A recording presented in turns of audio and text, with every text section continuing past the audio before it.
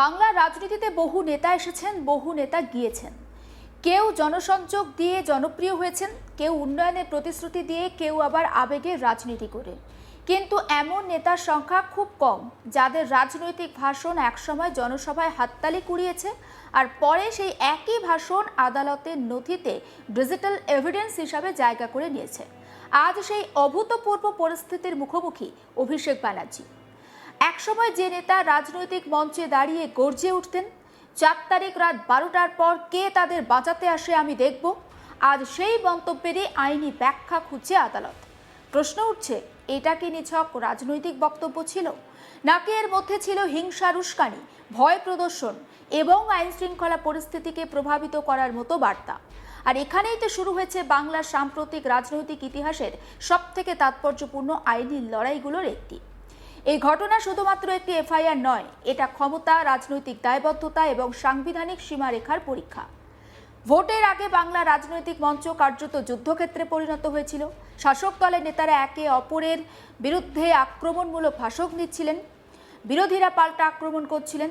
কিন্তু সেই উত্তপ্ত পরিবেশের মধ্যেই অভিষেক ব্যানার্জির কিছু বক্তব্য বিশেষভাবে আলোচনায় আসে, কারণ সেই বক্তব্যগুলো শুধু রাজনৈতিক সমালোচনা ছিল না, বরং বিরোধীদের উদ্দেশ্যে প্রকাশ্য চ্যালেঞ্জ, হুমকি এবং শক্তি প্রদর্শনের ইঙ্গিত ছিল বলে অভিযোগ।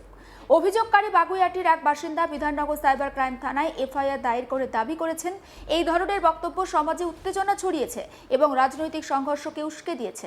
এফআইআরে উল্লেখ করা হয়েছে, নির্বাচনের মতো সংবেদনশীল সময়ে একজন প্রভাবশালী রাজনৈতিক নেতার এই ধরনের মন্তব্য সাধারণ কর্মীদের মধ্যে আগ্রাসী আচরণকে উস্কে দিতে পারে।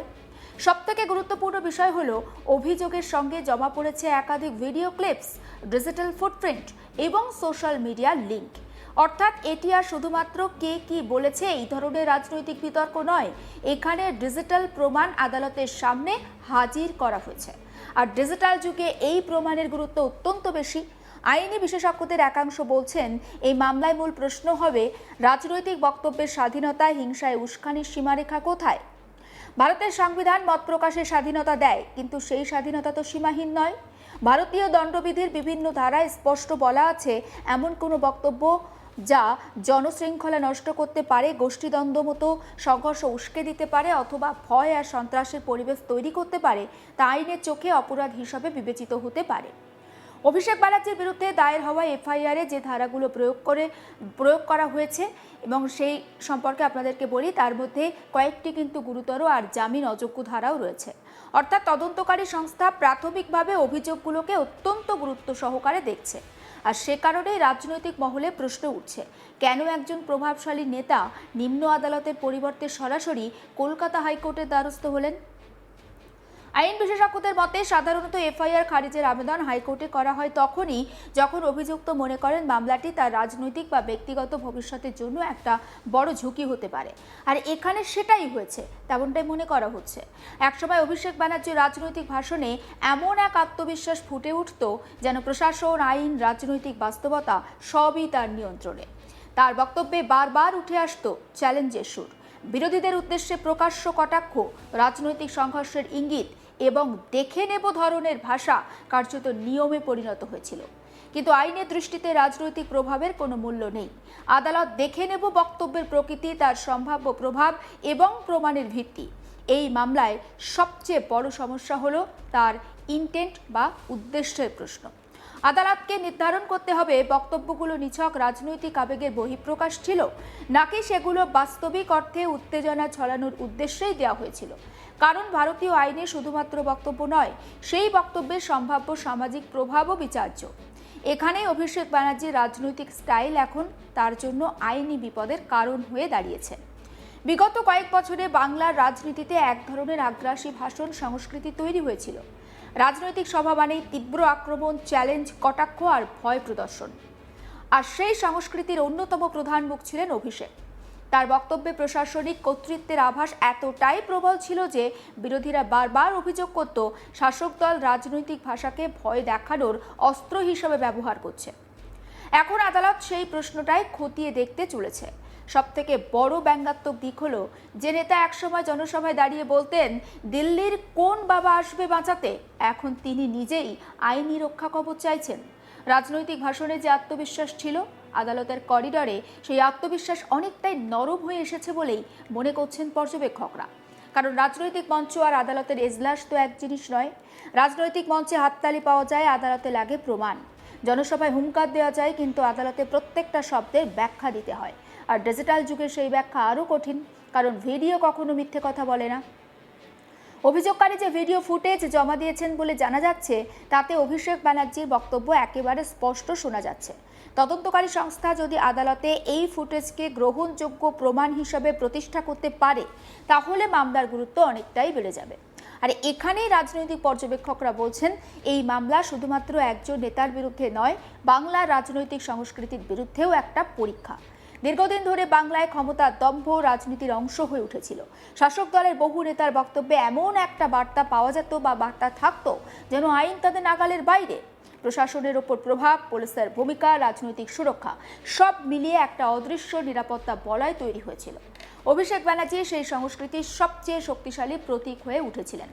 তার বক্তৃতা শুনলে মনে হতো তিনি বিরোধীদের রাজনৈতিক প্রতিপক্ষ নয়, শত্রু হিসাবে দেখছেন।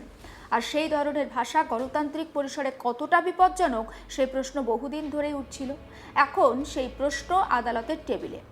সবথেকে গুরুত্বপূর্ণ বিষয় হলো, এফআইআর দায়েরের পর অভিষেক ব্যানার্জি দ্রুত হাইকোর্টে যাওয়া রাজনৈতিক মহলে বড় বার্তা দিয়েছে।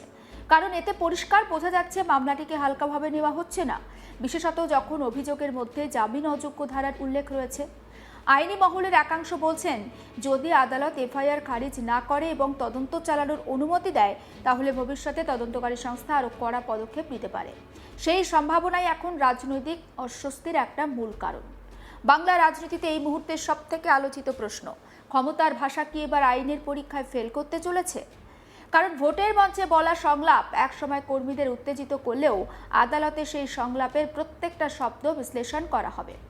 কে বাঁচাতে আসে দেখব, এই ধরনের মন্তব্য একজন সাধারণ ব্যক্তি বললে আর একজন ক্ষমতাবান রাজনৈতিক নেতা বললে তার প্রভাব এক নয়। আদালত সেই ক্ষমতার অবস্থানও বিবেচনা করতে পারে। এখানে অভিষেক ব্যানার্জির ক্ষমতার নেশা এখন তার সবথেকে বড় দুর্বলতা হয়ে দাঁড়িয়েছে।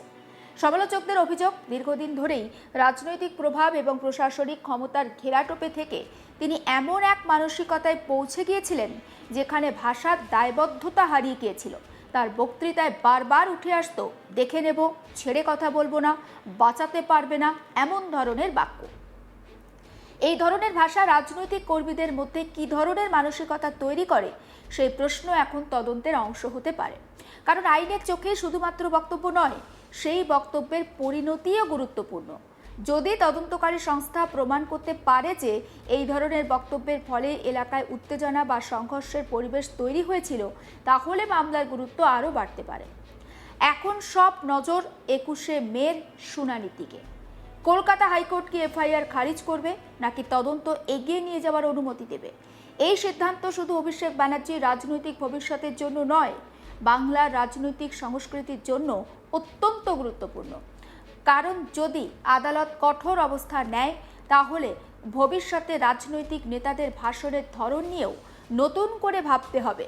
ভোটের মঞ্চে যা খুশি সেটা বলে দেওয়া আর সহজ হবে না। বাংলার মানুষও এই ঘটনাকে গভীর আগ্রহ নিয়ে দেখছেন। কারণ বহুদিন ধরে সাধারণ মানুষের মধ্যে একটা ধারণা তৈরি হয়েছিল, ক্ষমতাবানদের বিরুদ্ধে আইন কার্যকর হয় না। কিন্তু এবার পরিস্থিতি বদলেছে। যে নেতা একসময় নিজেকে প্রায় অপ্রতিরোধ্য ভাবতেন, তিনিই বর্তমানে আইনি সুরক্ষার জন্য আদালতের দ্বারস্থ। এটাই হচ্ছে গণতন্ত্রের সবথেকে বড় সৌন্দর্য। এখানে শেষ কথা বলে আইন, কোনো ব্যক্তি নয়। রাজনীতিতে ক্ষমতা ক্ষণস্থায়ী, কিন্তু আইনের নথিতে একবার নাম উঠলে তার অভিঘাত হয় দীর্ঘস্থায়ী।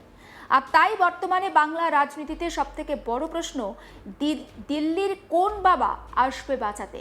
বলা নেতাকে এবার আদেও কেউ বাঁচাতে পারবে তো? সমস্ত আপডেট পৌঁছে দেবো আপনাদের কাছে। নজর রাখুন আজ তাক বাংলায়, সাবস্ক্রাইব করতে ভুলবেন না।